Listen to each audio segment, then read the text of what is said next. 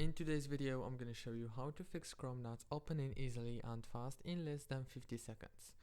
First thing, go into the search down here,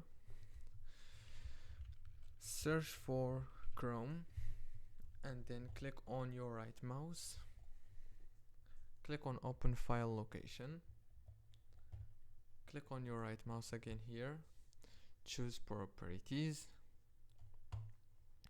Now go into the compatibility, enable this option and click apply and OK. After that, go back to the home page, go here into this bar, click on your right mouse, open task manager, go into the apps that you don't need and click on your right mouse and click on end task. You can do the same thing with all the apps that you don't need. So that's it. Don't forget to like, subscribe.